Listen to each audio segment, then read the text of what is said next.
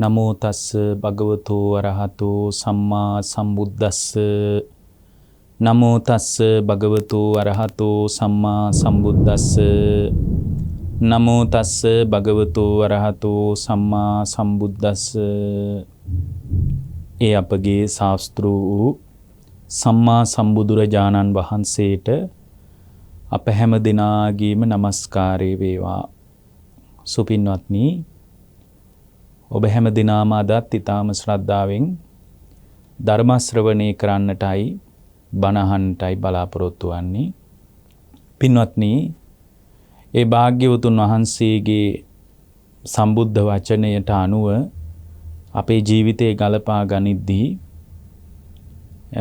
ආධ්‍යාත්මික සුරක්ෂිතතාවයේ වෙනුවෙන් පරාර්ථයේ වෙනුවෙන්වත් කැප වෙන ශ්‍රාවකෙක් ආධ්‍යාත්මේ බිඳ ගන්න නරකයි කියලායි බුදුරජාණන් වහන්සේ අපට අනුශාසනා කරන්නේ. මොකද එහෙම කියන එක ඊටාම සාධාරණ වෙන්නේ සමහර අය ආධ්‍යාත්මේ විනාශ, ඒ කියන්නේ තමන්ගේ ආධ්‍යාත්මේ විනාශ කර ගන්නවා පරාර්ථයේ වෙනුවෙන්. ඒ කියන්නේ පරාර්ථයේ වෙනුවෙන් වැඩ කරන්න ගිහින් අන්තිමටම බලද්දි හිතත් විපිලිසර වෙලා තමන්ගේ ආධ්‍යාත්මයත් කඩා වැටිලා, ඒ වගේම තමන්ගේ ආධ්‍යාත්මික සංවර්ධනයත් බිඳ වැටිලා, ආධ්‍යාත්මික සුරක්ෂිතතාවයත් ඉවර වෙලා, සමහර වෙලාවට පරාර්ථය නිසා సంతානේ කඩා වැටිලා. ඒ කොහොම වුණත් අම්මා කෙනෙක් වුණත් තාත්තා කෙනෙක් වුණත් දරුවෙක් වුණත් තමන්ගේ ආධ්‍යාත්මයේ දරුවෙක් වෙනුවෙන්වත් විනාශ කරගන්න නරකයි. තමන්ගේ ආධ්‍යාත්මයේ අම්මා තාත්තා වෙනුවෙන්වත් විනාශ කරගන්න නරකයි. හැබැයි ස්වල්ප ගුණධර්ම වලින් තමයි මේ වැඩේ පටන් ගන්න ඕන. ඒ කියන්නේ පළවෙනියෙන් අම්මට වඳින ශ්‍රාවකයෙක් වීම, තාත්තට වඳින ශ්‍රාවකයෙක් වීම මුලින් වැදගත්. දැන් කෙනෙක් කියන්න පුළුවන් නිවන් මඟ වෙනුවට මේ අම්මට තාත්තට වඳින එක ගැන අද මොකද කතා කරන්න කියලා. මොකද මේ අත්තු විශේෂයෙන් සිහි කරලා තිනවා මේ මව්පිය උපස්ථානයේ සම්බන්ධ යම් කාරණා ටිකකුත් කියන්න කියලා. නමුත් අපි ඒ කතාව සම්බන්ධව ඊටාම සරල කරුණු කීපයක් කියලා මේ අපේ ජීවිතයට වැදගත් වෙන ඔවුන්ගේ කැමැත්තට අනුව අපේ මේ ධර්ම කාරණා ගණනාවක් මේ මොහොතේ අපි සිහි කරනවා. පින්වත්නි, බුදුරජාණන් වහන්සේගේ බුද්ධ වචනය තුල සම්මාදිට්ඨිය හදාගන්න ශ්‍රාවකයෙක්, කියන්නේ මිත්‍යා දෘෂ්ටියෙන් අයින් වෙලා සම්මාදිට්ඨිය තුල Tamanගේ ජීවිතේ දායාද කරගන්න මිනිස්සෙක්, සම්මාදිට්ඨිය තුලින් නැගී ඉන්න කල්පනා කරන ශ්‍රාවකයෙක් හැම වෙලාවකම කල්පනා කරන්න ඕන අර දසවස්තුක මිත්‍යා දෘෂ්ටියෙන් අයින් වෙලා දසවස්තුක සම්මාදිට්ඨිය තුල පිහිටන්න. එතනදී අර නත්ති මාතා නත්ති පිතා කියන එක හරි වැදගත්. අම්මව පිළිගන්නේ නැහැ කියන එක, තාත්තව පිළිගන්නේ නැහැ කියන එක මිත්‍යා දෘෂ්ටිය. අම්මව පිළිගන්නවා කියන එක තමයි සම්මාදිට්ඨිය. තාත්තව පිළිගන්නවා කියන එක තමයි සම්මාදිට්ඨිය. එවැනි දැක්මක් හදාගන්න ශ්‍රාවකයෙකුට අම්මාට තාත්තාට වන්දනාමාන කිරීමේ හිට මූලික අත්තිවාරම, කියන්නේ පදනමට අදාළ ගුණධර්ම සම්පූර්ණ වෙන්න පටන් ගන්නවා. එතකොට මූලික පදනමට අදාළ ගුණධර්ම නැතුව මොන විදිහට යා ශක්තිමත් උනත් ධර්මයේ තුලින් කොච්චර භාවනා කළත්, කොච්චර සිල් රැක්කත්, කොච්චර ආධ්‍යාත්මයක් සම්පූර්ණ කරගත්තත් එයාගේ ආධ්‍යාත්මිය පිරෙන්නේ නැහැ. පිරෙන්නේ නැති හේතුව තමයි දැන් උදාහරණයක් විදිහට ඉස්සලා අම්මට වඳින්න පටන් ගන්න. නිවන එක පැත්තකින් තියලා ඉස්සලා තාත්තට වඳින්න පටන් ගන්න.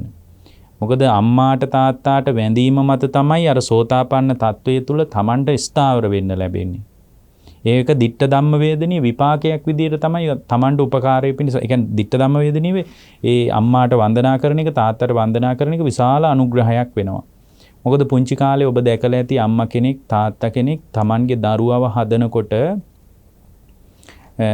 ඔය දරුවාට නැගිට ගන්න බැරි කාලයක් තිබුණා. ඒ කියන්නේ එයාට කොන්ද කෙලින් තියලා හිට ගන්න බෑ. මේ වණු ගන්නවත් බැරි කාලෙක මේ දරුවා ඉතින් උඩ බලාගෙන ඉන්නවා. මේ අම්මා කිරි දෙනවා, මේ අම්මා මේ දරුවාව රකින්නවා, මේ දරුවාව S2 වගේ බලා ගන්නවා. ඒ බලා ගන්නකොට පින්වත්නි, ඒ දරුවා හරියට සතුටු වෙනකොට, ඒ කියන්නේ දරුවගේ සතුට එනකොට දරුවා හරියට කකුල් දෙක හොල්ල හරියට සතුටු වෙනවා. ඒතර ඒ සතුට වැඩිකමට යාට ඒ චලනයන් ඔස්සේ තමයි මේ සතුට ප්‍රකාශන වෙන්නේ. එයා කෙලින්ම අත් දෙක කකුල් දෙක හයියෙන් හොල්ලනවා. එතකොට පින්වත්නි, ওই කකුල් දෙක අල්ලලා ඉඹනේ අම්මව හදන්නේ. දරුවෙක් හදන්නේ ওই කකුල් දෙක ඉඹ. කී වතාවක් ඔබගේ කකුල් දෙක ඔබේ අම්මා ඉඹලා ඇද්ද?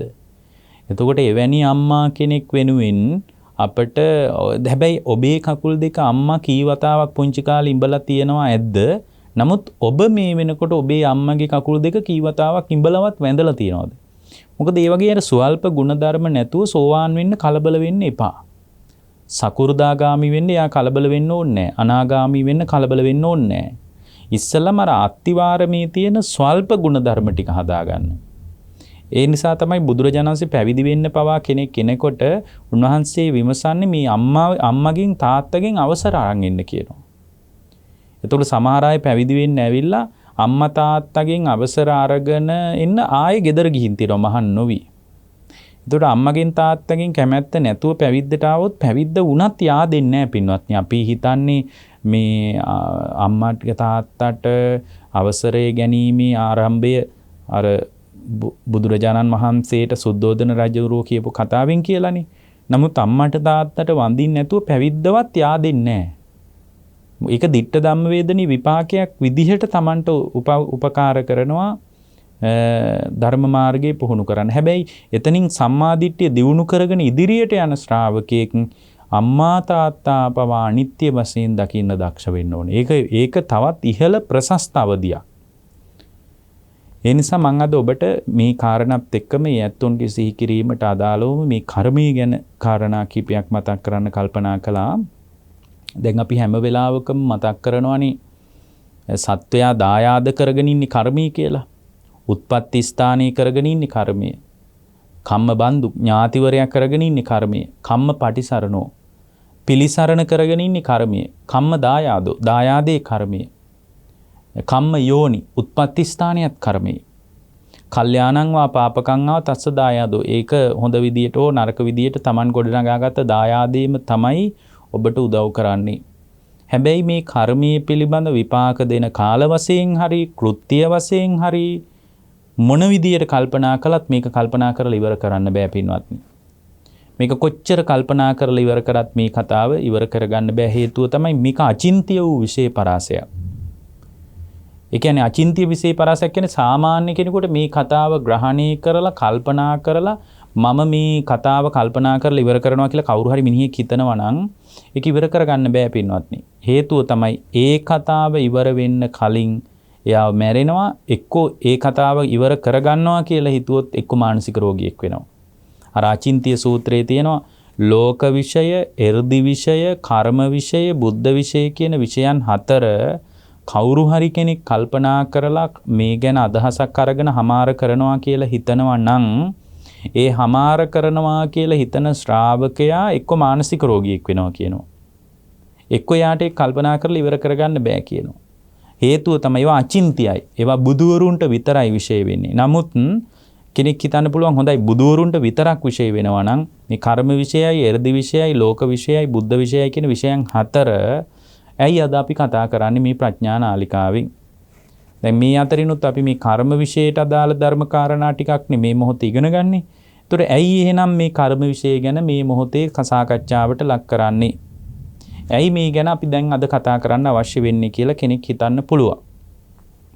පින්වත්නි මේ වෙලාවේ අපි මේ කතාව කරන්නේ මේ ගැන හැම බුද්ධ ශ්‍රාවකයෙක්ම යම් අදහසක් හදා ගන්න ඕන. හැම බුද්ධ ශ්‍රාවකයෙකුටම මේ පිළිබඳ යම් අදහසක් තියෙන්න ඕනේ. ඒ නිසා අපි හැම කෙනෙක්ම මේ විශේෂ පරාසයන් පිළිබඳ ස්වල්ප වූ දැනුමක් හරි හදා ගන්න ඕන බුද්ධ ශ්‍රාවකයෙක් විදියට. එතකොට මේ කර්ම විශේෂයත් අචින්ත්‍යයි. ඒක බුදුවරුන්ට විතරයි විශේෂ වෙන්නේ. සාමාන්‍ය කෙනෙකුට ඒක හිතලා කල්පනා කරලා විමසලා අහවර කරන්න පුළුවන් විශේෂ පරාසයක් නෙමෙයි. එහෙමනම් එවැනි විශේෂ පරාසයක් පිළිබඳ අපට හරියටම අදහසක් ගන්න බෑ.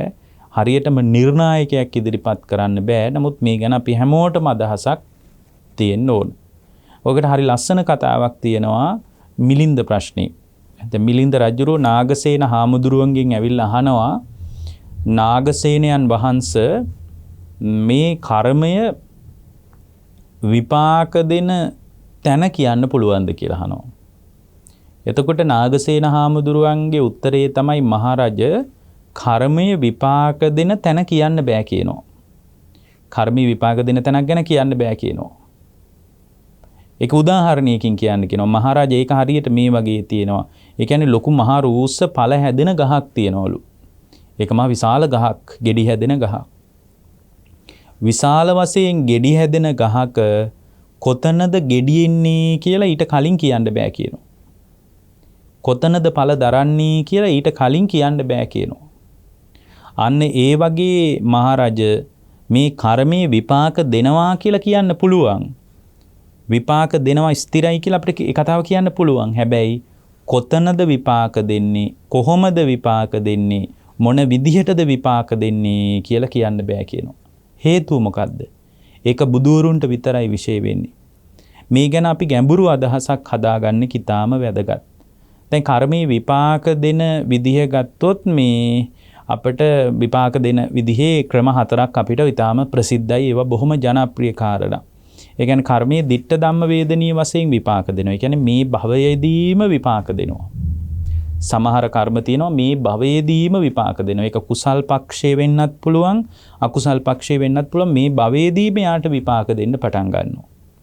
ඊට පස්සේ මේ උපපජ්ජ වේදනීය වශයෙන් විපාක දෙනවා. දැන් උපපජ්ජ වේදනීය කම්ම කියලා කියන්නේ දෙවෙනි භවයේ ඉඳලා ස්ථිරව විපාක දෙනවා. ඒ කියන්නේ දෙවෙනි භවයේදී අනිවාර්යෙන් මේක විපාක දෙනවා. ඒ කියන්නේ ආනන්තරී පාප කර්මයක් කළොත් එහෙම එයාට ස්ථීරව දෙවෙනි භවයේ එයාට කොච්චර ධර්මයේ ඇහුවත් ධර්මයේ කතා කළත් එයාට මේ පිළිසරණක් නැහැ. දැන් ඒකට හොඳම උදාහරණය තමයි අර අජාසත් රජුරු එක වෙලාවක බුදුරජාණන් වහන්සේ සමග ඊටාම ප්‍රියමනාප කතාවක යෙදෙනවා. රජුරවන්ට බුදුරජාණන් වහන්සේ කියපු කාරණයක් යම් අදහසක් එනවා. හැබැයි රජුරු බොහෝම සතුටින් බුදුරජාණන් වහන්සේට වන්දනා කරලා පිටත් වෙලා යන්නේ. හරිම ගෞරවයෙන් බුදුරජාණන් වහන්සේට වන්දනා කරන්නේ. වන්දනා කරලා අජාසත් රජුරු ගියාම ආනන්ද හාමුදුරුවන්ට බුදුරජාණන් වහන්සේ අජාසත් ගැන කතාවක් කියනවා. ඒ තමයි ආනන්ද ඔය අජාසත් රජුරුවන්ට බොහොම හොඳ ප්‍රඥාවක් තියෙනවා කියනවා. එයාට මේ අද කියපු කතාව තේරුම් ගන්න තරම් මේ දියුණු වෙච්ච විදර්ශනා ඥානයකුත් තිබුණා කියනවා. හැබැයි ආනන්ද පීතෘ ඝාතනයට ඍජුව සම්බන්ධ වීම නිසා ඔය රජා අද ඒ අවබෝධය යට කරගත්තා කියනවා. ආනන්ද පීතෘ ඝාතනය කරගත්ත නිසා මේ රජාට ඒ අවබෝධය යට ගියා කියනවා. හැබැයි අද මේ රජා මෙතන වාඩි වුණේ පීතෘ ඝාතනයක් නොකරපු කෙනෙක් විදියට නම් ආනන්ද ඔය අජාසත් අද නැගිටින්නේ සෝතාපන්න වෙලා කියනවා. ස්ථීරව ආනන්ද ඔය මිනිස්සයා සෝතාපන්න වෙලා නැගිටින්නේ කියනවා. ආනන්ද එච්චරට පිරිපුන් ප්‍රඥාවක් ඔය මිනිසයාට තියෙනවා කියනවා. හැබැයි ආනන්ද සෝතාපන්න වෙන්න තිබුණු පිනත් යට ගියා කියනවා පීතෘ ඝාතනය නිසා. කොමක් නිසාද? පීතෘ ඝාතනය නිසා. අන්න බලන්න. ඒ කියන්නේ උපපජ්ජ වේදනීය වශයෙන් කර්මී සකස් වෙලා තියෙනවා. එතකොට යාට බණ නෙමෙයි ඊට වඩා එකක් කිව්වත් භාග්‍යවතුන් වහන්සේම ඇවිල්ලා ඔළුව අත ගගා යාට මේ කතාව කිව්වත් එයාට ඒ කතාව ග්‍රහණය වෙන්නේ නැහැ. හේතුව මොකද්ද? හේතුව තමයි උපපජ්ජ වේදනීය කම්ම කියන ස්වභාවයට දෙවනි භවයේ සිට කර්මය විපාක දෙන්න සකස් වෙලා ඉවරයි. තුන්වෙනි එක තමයි අපරාපරිය වේදනීය කම්ම. අපරාපරිය කියන්නේ සංසාරේ දිගින් දිගට විපාක දෙනවා. ඒ කියන්නේ සංසාරේ පුරාවටම විපාක හදලා දෙනවා. ඒ කියන්නේ ඉඩක් ලැබෙනකොට හැම වෙලාවකම සංසාරේ ඒක සම්පූර්ණ පින්වත් නික නිවන් දකින්න තාක්කල්ම ඒ විපාකයේ සකස් වෙනවා. ඒකට කියනවා අපරාපරිය වේදනීය කියලා. ඔය අතර අහෝසි කර්ම කියලා කොටසකුත් තියෙනවා. ඒ කියන්නේ විපාක දීමට අවකාශයක් නොලැබී ගියොත් විපාක දීමට කොහෙන්වත් වෙලාවක් හම්බුනේ නැත්නම් ඒ කර්මය අහෝසි වෙලත් යනවා. දැන් බලන්න දිට්ඨ ධම්ම වේදනීය වශයෙන් හරි උපපජ්ජ වේදනීය වශයෙන් හරි අපරාපරිය වේදනීය වශයෙන් හරි අහෝසි කර්ම වශයෙන් හරි මේ කර්මීය බලපැවැත්වෙන ආකෘතිය මෝස්තරය අපට තේරෙන්නේ නැහැ. ඒක බුදුවරුන්ටයි විශේෂ වෙන්නේ. අන්න ඒකයි මම ආයෙත් ඔබට කියන්නේ ඒ විෂය අචින්තයයි. ඒක සාමාන්‍ය කෙනෙකුට ග්‍රහණය වෙන්නේ නැහැ. එතකොට දැන් අපි හරිම ලස්සන කාරණයක් දැනගන්න ඕන. මේ කර්මයේ තියෙනවා පින්වත්නි පුරාණ කම්ම සහ නව කර්ම කියලා එකක්. එතකොට අපි දැනගන්න ඕන පුරාණ කර්මයේ මෙයයි නව කර්මයේ මෙයයි කම්ම නිරෝධයේ මෙයයි කම්ම නිරුද්ධ කරන ප්‍රතිපදාව මෙයයි කියලා කර්මයේ සම්බන්ධ තැන් හතරකදී තම තමන්ගේ දැක්ම පිරිසුදු කරගන්න ඕන. තැන් කීයකදීද? තැන් 4කදී Tamanගේ දැක්ම පිරිසුදු කරගන්න ඕන. දැන් කම්ම සූත්‍රයේදී බුදුරජාණන් වහන්සේ මතක් කරනවා මහණෙනි පුරාණ කර්මයේ මෙයයි. මොකද්ද පුරාණ කර්මය කියන්නේ? දැන් පුරාණ කර්මය කියලා කියන්නේ ඇසට කියන වචනයක් කියනවා. කනට කියන වචනයක් කියනවා. නාසයට කියන වචනයක් කියනවා. දිවට කියන වචනයක් කියනවා. ශරීරයට කියන වචනයක් කියනවා. මනසට කියන වචනයක් කියනවා. ඒ කියන්නේ ඇස කන නාසය දිවකය මනස කියන කාරණා සකස් වෙන්නේ ඒ කාරණා ඔස්සේ අත්දකින්න ලෝකේ පුරාණ කම්ම කියනවා. එතකොට පුරාණ කර්ම කියන්නේ මොකද්ද? ඇස කන නාසය දිවකය මනස. මේ මොහොතේ ඇස මුල් කරගෙන ඔබ යමක් අත්දකින්නවද? කන මුල් කරගෙන යමක් අත්දකින්නවද? නාසය මුල් කරගෙන යමක් අත්දකින්නවද? දිව මුල් කරගෙන යමක් අත්දකින්නවද? ශරීරය මුල් කරගෙන යමක් අත්දකින්නවද? මනස මුල් කරගෙන යමක් අත්දකින්නවද? ඒ අත්දකින්න හැම දෙයක්ම පුරාණ කර්මයෙන් හැදිලා තියෙන්නේ. මේක ටිකක් ගැඹුරු කතාවක් වෙන්නත් පුළුවන්. එතකොට ඇහැට දකින්න සියලු දේවල් පුරාණ කර්මයට අනුව තමයි සකස් වෙලා තියෙන්නේ. සමහර අය කියනවානේ දැන් අපේ අර ගමේ කතාවෙන්ම මිනිස්සු එහෙම කියන්නේ. අනේ මම මේවා දකින්න පව් කළානේ කියලා කියනවා නේද? අර එතකොට ඒක ඇස්සේ තියෙනවා මේකේ ඇස්සේ පුරාණ කර්මයක් සැඟවිලා තියෙනවා කියලා. දැන් හිතන්න හොඳ ලස්සනට පින්කමක් කරනවා කියලා. මොකක් හරි බොහොම වැදගත් පින්කමක් කරනවා. එතකොට ඒක දැකලා මිනිස්සු කියනවා මේක දැනගන්න මගේ ඇස් දෙක පින් කරානේ කියලා කියනවා. දැන් ඔන්න හොඳට දැන් කාලයක් ඉන්නකොට මේ හොඳට මේ පංචස්කන්ධය ගැන, පටිච්ච සමුප්පාදය ගැන, සතර සම්ප්‍රදාන වීරිය ගැන, සතිපට්ඨානය ගැන, ඉන්ද්‍රිය ධර්ම ගැන, බොජ්ජංග ධර්ම ගැන, ආර්ය ශ්‍රැංග මාර්ගය ගැන අර නිර්මල බුද්ධ වචනයට අදාළ කතාව ඔබට අහන්න හම්බ වෙනවා. ඒ නිර්මල බුද්ධ වචනයට අදාළ කතාව ඔබට අහන්න හම්බ වෙනකොට ඔබට හිතෙනවා අනේ මේ කතාව අහගන්න මම පින් කළා නේද කියලා හිතෙනවා. අන්න බලන්න කන කියන්නේ පුරාණ කර්මයෙන් හැදිච්ච එකක්.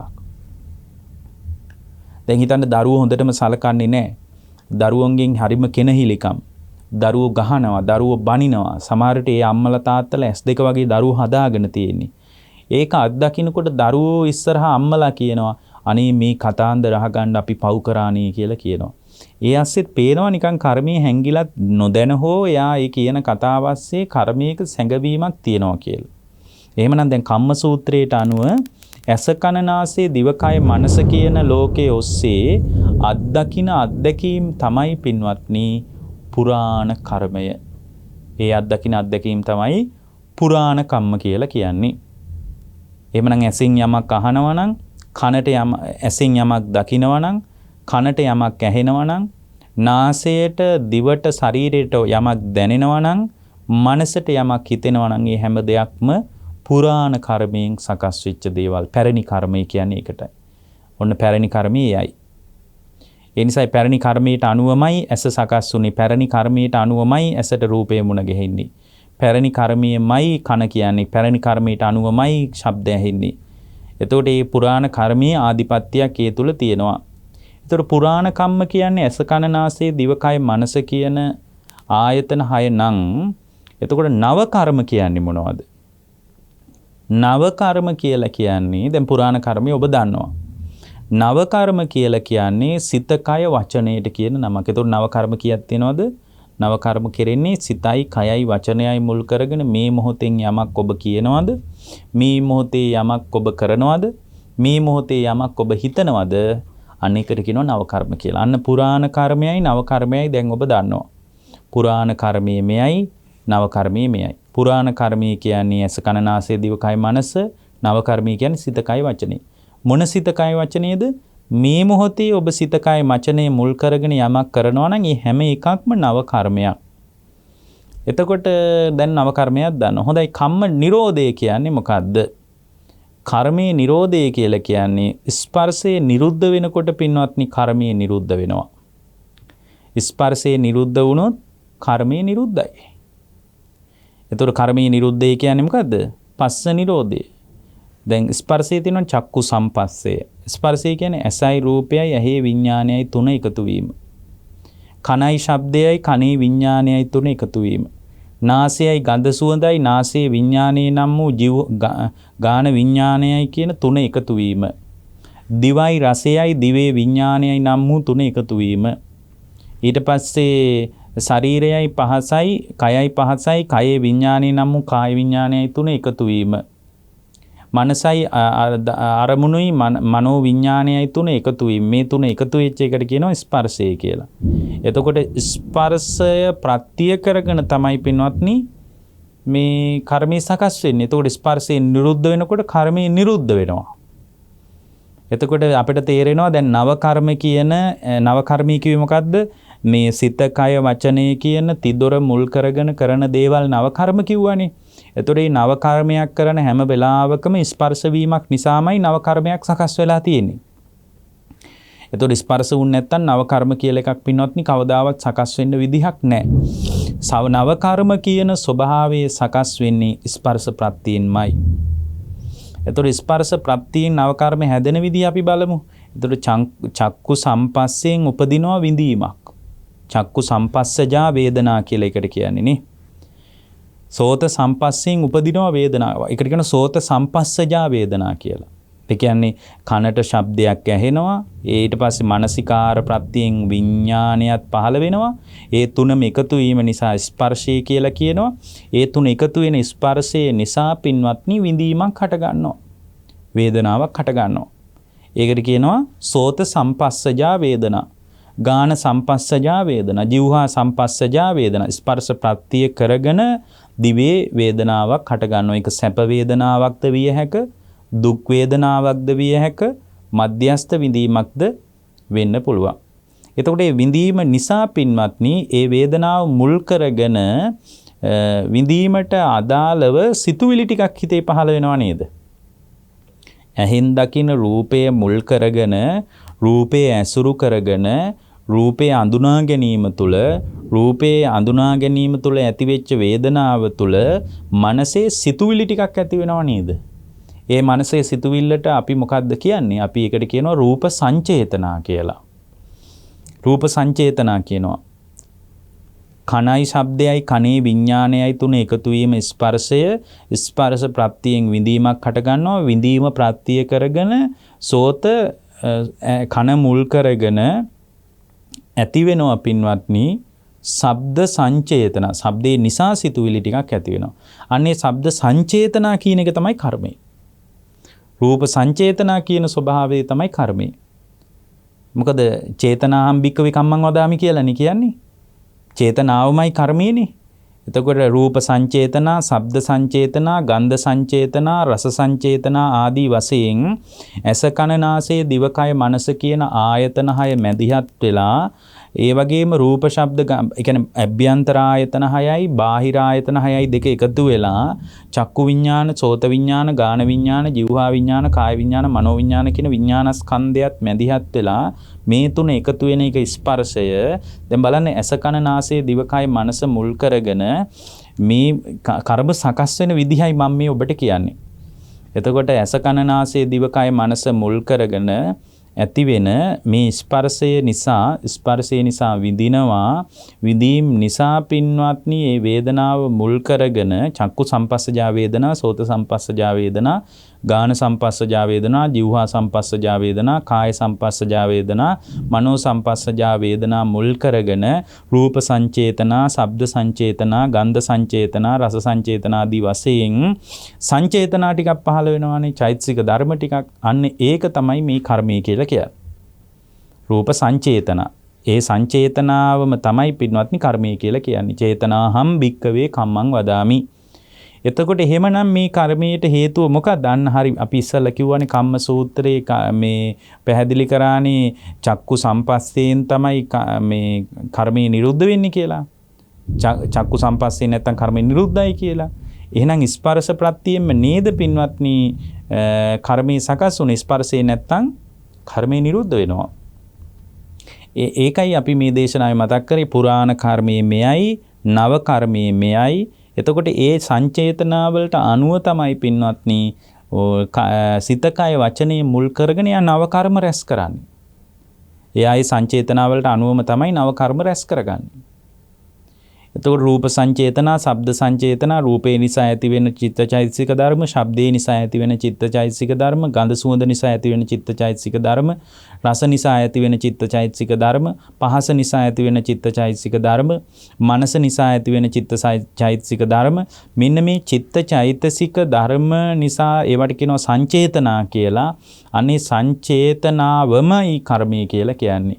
ඒ සංචේතනාවට අනුව තමයි කර්ම රැස් වෙන්නේ. එහෙමනම් ඒ සිතුවිලි වලට අනුව චිත්තචෛතසික ධර්මයට අනුව තමයි එයා කයෙන් වැඩ කරන්නේ, වචනයෙන් කතා කරන්නේ, මනසින් මේ සිදුවෙන සියලු ක්‍රියාවලිය ක්‍රියාත්මක වෙන්නේ. නව කර්මික මොකද්ද?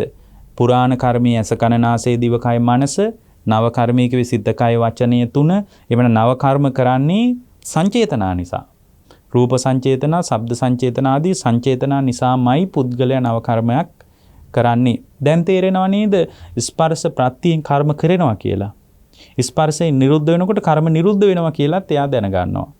දැන් බලන්න කර්මයේ දැනගත්ත මොකද්ද? පුරාණ කර්මයේ, නව කර්මයේ කියලා එකක් තියෙනවා. කර්මයට හේතුව දැනගත්ත මොකද්ද? කර්මයට හේතුව ස්පර්ශයමයි කර්මයට හේතුව. අවිද්‍යාව නිසා ස්පර්ශ වෙනකොට කර්ම රැස් වෙනවා. එතකොට කර්ම නිරෝධය කිව්වේ ස්පර්ශයෙන් නිරුද්ධ වුණොත් කර්මයේ නිරුද්ධ වෙලා යනවා. කම්ම නිරෝධගාමිනී පටිපදා ආර්ය සත්‍ය කියලා එක්කුත් අවබෝධ කරන්න ඕන. මොකද්ද කර්ම නිරුද්ධ කරන ප්‍රතිපදාව? කර්ම නිරුද්ධ කරන ප්‍රතිපදාව ආර්ය ශ්‍රාංගික මාර්ගය. එතකොට කම්ම සූත්‍රයේ අතීත කර්මයයි අනාගත කර්මයයි ස්පර්ශයෙන් නිරුද්ධ වෙනකොට කර්මය නිරුද්ධ වෙනවයි. ඒක නිරුද්ධ කරන ප්‍රතිපදාව ආර්ය ශ්‍රාංගික මාර්ගයයි කියලා එයා දැනගන්නවා. එතකොට ඔන්න ඔය කර්මයේ සම්බන්ධව දැනගන්න ක්‍රියාවලිය දැන ගැනීම තුළම යා සම්මාදිට්ඨිය උපදවාගෙන ඒ දැක්මට අනුව කල්පනා කරනවා. ඒ ආර්ය අෂ්ටාංගික මාර්ගයේම වැඩෙනවා. එතකොට කර්මය නිරුද්ධ වෙලා යනවා. එතකොට සම්මාදිට්ඨිය හදාගන්න, සම්මාදිට්ඨිය හදා ගැනීම තුළම යා කර්මය ගැන ගැඹුරු අවබෝධයක් තියෙනවා යාට. ඊට පස්සේ අවබෝධය තුළම තමයි එයා ඊට පස්සේ ඊට අනුව කල්පනා කරනවා. ඊට පස්සේ ඒක සම්මා කම්මන්ත, ඊට අනුව එයා කතා කරනවා. සම්මා වාචා, ඊට අනුව ආජීවය පිරිසුදුයි. සම්මා ආජීව, ඊට අනුව එයාගේ සම්පූර්ණ කම්මන්ත හැදෙනවා. සම්මා කම්මන්ත, ඊට අනුව එයා සිහිය පවත්වනවා. සම්මා සති, ඊට අනුව කුසල් සිත ඒකඟතාවය පවත්වනවා. සම්මා සමාධි. ඔන්න ඔය විදිහට ආර්ය අෂ්ටාංගික මාර්ගයේ පූර්ණේ කරමින් කර්මයේ නිරුද්ධ කරන ප්‍රතිපදාවට එයා බැස ගන්නවා. දැන් ඒ වගේම තමයි අපි දැනගන්න ඕන මේ කර්මයේ සම්බන්ධ විපාක දෙන කෘත්‍ය විදියටත් හතර ආකාරයක් තියෙනවා. දැන් අපි මුලින් කිව්වනේ ආචින්න කර්මාදී කර්මයේ මේ සම්පූර්ණයෙන්ම ditta ධම්ම වේදනීය, උපපජ්ජ වේදනීය, අපරාපරිය වේදනීය, හෞසි වශයෙන් මේ කර්මයේ විපාක දෙන විදිහ ගැන මුලින් කතා කළානේ. එතකොට අපි දැන් ඊළඟට දැනගන්න ඕන දෙයක් තමයි කර්මයේ ඇත්තට මේ කර්මය ගැන අපි කොච්චර කතා කළත් මේක අපිට සම්පූර්ණයෙන් විශේෂ වෙන්නේ නැහැ. මේ කියන්නේ මේ කර්මය ගැන බුද්ධ ශ්‍රාවකයෙක් අවබෝධයක් හදාගන්න ඕන, සම්පූර්ණයෙන් සසර දුක හමාර කරගන්නවා නම්. එතකොට එයා දැනගන්න ඕන විපාක කෘත්‍ය අනුවත් කර්මය හතර ආකාරයි. මොනව අනුවද?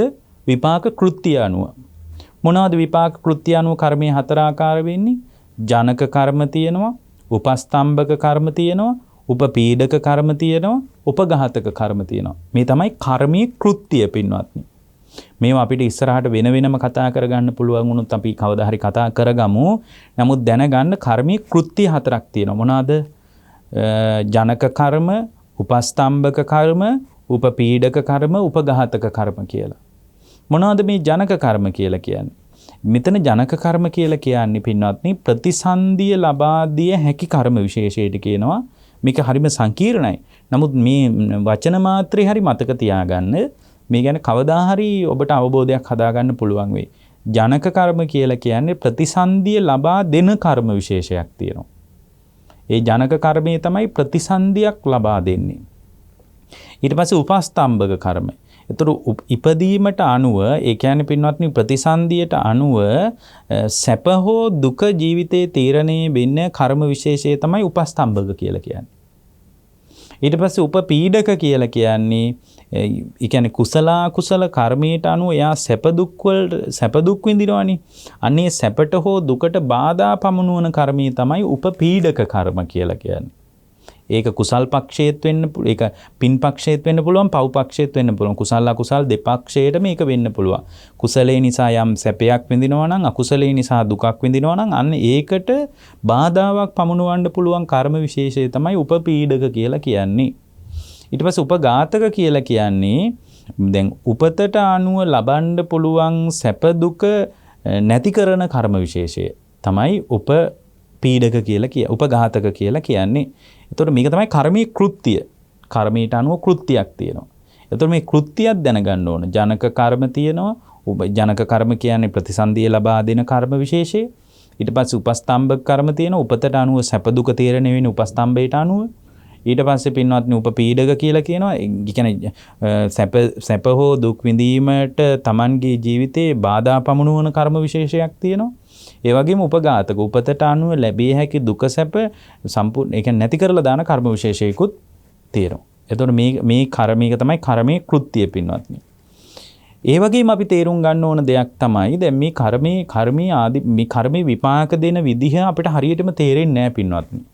මොකද බුද්ධ කාලේ සමහර අය හිටියා ඒ අයගේ ජීවිතය තුළ මේ කර්මයේ විපාක දුන්න ආකෘතිය හොයන්න බෑ. දැන් මම උදාහරණයක් කියන්නම්. එක පසේ බුදුරජාණන් වහන්සේ නමක් තංගරසිකී කියලා උන්වහන්සේ පිණ්ඩපාතේ වඩිනවා. පිණ්ඩපාතේ වඩිනකොට දැන් මම ඒකට වර්තමාන කතාව ඉස්සෙල්ලා කියන්නම්. ඒකට තවත් තේරෙයි. එක මිනිස්සෙක් මේ බොහොම ඇඟ පුරාම කුෂ්ඨ හැදිලා ලොකු සැරව ගෙඩිය ඇවිල්ලා ඇඟ පැසවලා ඒ මිනිස්සයාගේ. ඉතින් ලොකු විශාල සැරව ගෙඩිය ඇඟ පුරාම සැරව ගෙඩිය ඇවිල්ලා මුළු ඇඟම පැසවලා. ඉතින් එයා මේ සුප්ප බුද්ධ කුෂ්ටි කියලා ප්‍රසිද්ධ වුණා. එතකොට එයාගේ අතීත කතාවේ අදාළ කාරණයක් මම මේ කියන්නේ. එතකොට එයා දවසක් බුදුරජාණන් වහන්සේ ළඟට එනවා ධර්මය අහන්න. බුදුරජාණන් වහන්සේ ළඟට එන්නේ අතරම ධර්මය අහන්නත් නෙමෙයි මේ මිනිස්සයා මේ කෑම හොයාගෙන ආවා කියලා තියෙන්නේ. එතකොට කෑම හොයාගෙන ඇවිල්ලා දැන් මිනිස්සු වට වෙලා ඉන්නවා කෑම බෙදන පාටක් නැහැ. නමුත් ඉතින් බණ කියනවනේ. කමක් නැහැ ඔන්න ඔය වාඩි වෙනවා බණ ටිකක්වත් අහලා යනවා කියලා මේ මිනිහා එක පැත්තකින් වාඩි වුණා. වාඩි වුණාම භාග්‍යවතුන් වහන්සේ දැක්කම එයාට හොඳ විදර්ශනා ඥානයක් තියෙනවා. සෝතාපන්න වෙන්න කුසලතාවයක් තියෙනවා. දැන් මේ භාග්‍යවතුන් වහන්සේ එයාටම හරියන්න බණ කියලා තියෙනවා.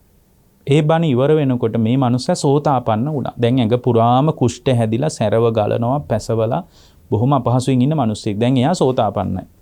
ඉතින් නැගිටලා බොහෝම ජීවිතේ පූජාවෙන් භාග්‍යවතුන් වහන්සේට වන්දනා කරලා මේ මිනිස්සයා දැන් නැගිටලා ගියා.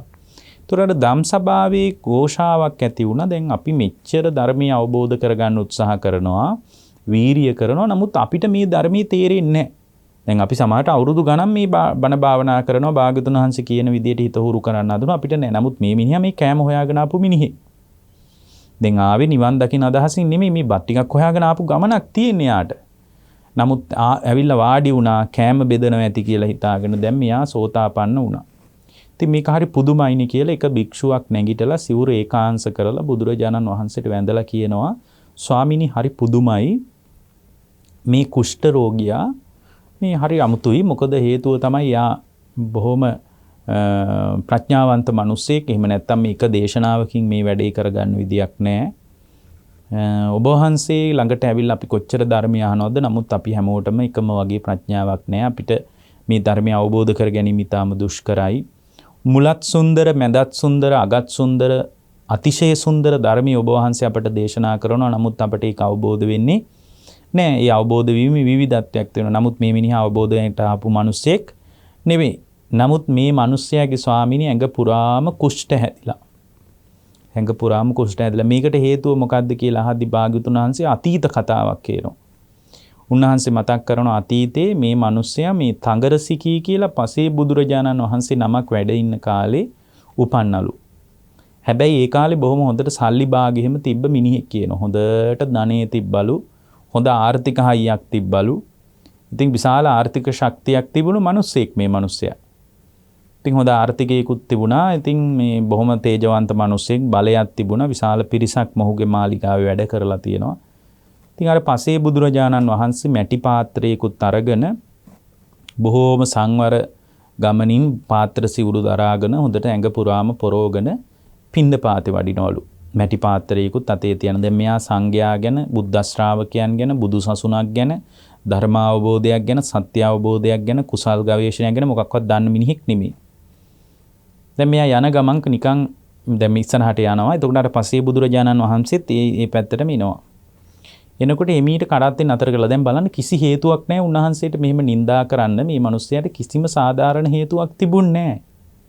අපිත් එහෙමයි අර සමහර වෙලාවට අපි කියන කරන දේවල් වලට සාධාරණ හේතු නැහැ. ඔහේ කියවනවා. අපේ තියෙන වාචාලකමට අපේ තියෙන මේ නොදන්නාකමට ඔහේ කියවන අපි හේතුවක් හිවිල්ලක් බැලිලක් මොකුත් නැහැ. ඉතින් මෙයා කරත්තේ නතර කරලා අර රියදුරාගේ පැත්තටත් ඔළුව දාලා කිව්වලු අර පසේ බුදුරජාණන් වහන්සේ පෙන්නලා මේ මිනිහා ඇඟ පුරාම පොරෝගන යන්නේ කුෂ්ඨ රෝගියෙක්ද කොහෙද කියලා කිව්වලු. ඉතින් යාට වැඩක් නැහැ නේ මේ කතාව. එයාට අදාළ කතාවක් නෙමෙයි මේ කිව්වේ. අනවශ්‍ය කතාවකට පැටළුනේ. මේ කතාව උහුට කිසිම අදාළකමක් තියෙන කතාවක් නෙමෙයි. නිකන් ඔළුව දාලා කිව්වලු දැන් කරත්තේ නතර කරන්න ඕනත් නැහනේ. ඉතින් ඒ සමහර ඒවා අපි අර අපේ තියෙන සිහිය නැති වුණාට පස්සේ අපි හරියට ඒකයි මේ බුද්ධ ශාසනයක් නැති කාලේ මිනිස්සු ඉතින් අකුසල් වලම බැහැගෙන අකුසල් නැමැති මඩ ගොඩේම läගගෙන ඉන්නවා කියන්නේ ඒකයි. මෙයා නිකන් ඔළුව දාලා කිව්වලු මේ කුෂ්ඨ රෝගීද්ද කොහෙද ඒක තමයි ඔය ඇඟ පුරාම වහගෙන යන්නේ කියලා. පින්වත්නි එකම වචනයයි ඒ වචනේ සෑහෙන කාලයක් විපාක දුන්නලු උපන් ආත්මවලදී කුෂ්ඨ රෝගියෙක් වෙලාලු උපන්නේ. දැන් බලන්න මේකේ තියෙන මහා පුදුමාකාර දෙයක් තියෙනවා. ඒ තමයි මෙයා කියපු එකම වචනේද මේ පින්වත්නි. එකම වචනේ නෙමෙයි. මෙයා කීයක් වචන කියන්නේ නැද්ද? ඒ ඔක්කොම වචන පරයා එක වචනයක් විපාක දෙන විදිය බලන්න. ඒකයි මම කිව්වේ මේ කර්මයේ විපාක දෙන විදිය හිතන්න බෑ කියලා. ඒක සාමාන්‍ය කෙනෙකුට ග්‍රහණය කරගන්න බෑ පින්වත්නි. විපාක දෙන විදිහක් විපාක දෙන තැනක් හොයන්න බෑ. ඒකයි අර අචින්ත්‍ය සූත්‍රයේ අපි මතක් කළේ බුදුවරුන්ටමයි විශේෂ වෙන්නේ. සාමාන්‍ය මිනිහෙක් හිතලා ඉවර කරනවා කිව්වොත් අනිවාර්යෙන් පිස්සු වැටිලා නවතින්නේ. හිතන්න බෑ මේක. හැබැයි අපි මේ ගැන යම් දලා අදහසක් ඇති කරගන්න ඕන නිසායි අද අපි මේ කර්මය ගැන යම් කාරණා ටිකක් කිව්වේ. හැබැයි මේවා ගැන අපිට විස්තර කර ඇත්තටම උපඝාතක කියන්නේ මොනවද? උපපීඩක කියන්නේ මොනවද?